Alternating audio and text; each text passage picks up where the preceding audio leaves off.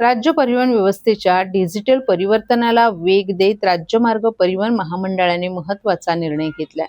1 August पासून महिला, ज्येष्ठ नागरिक आणि अमृत ज्येष्ठ नागरिक प्रवाशांसाठी एसटी प्रवासात एनसीएमसी म्हणजे स्मार्ट कार्ड बंधनकारक करण्यात येणार असल्याची माहिती परिवहन मंत्री तथा एसटी महामंडळाचे अध्यक्ष प्रताप सरनाईक यांनी दिली आहे. राज्यात आतापर्यंत सुमारे 51 लाख नागरिकांनी स्मार्ट कार्डासाठी नोंदणी केली असून त्यापैकी 25 लाख कार्ड कार्यान्वित करण्यात आली आहेत.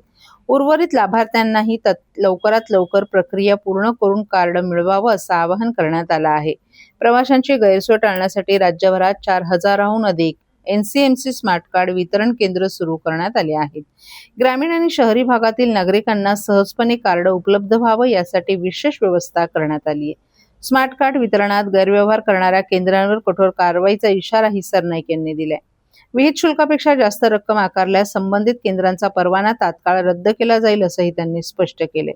महिला आणि ज्येष्ठ नागरिकांना शासकीय प्रवासी सवलतींचा लाभ अधिक पारदर्शक आणि सुलभ पद्धतीनं मिळावा, तसंच तिकीट वितरण प्रक्रिया आधुनिक आणि डिजिटल व्हावी या उद्देशाने ही प्रणाली लागू करण्यात येत असल्याचंही सरनाईक यांनी सांगितलं.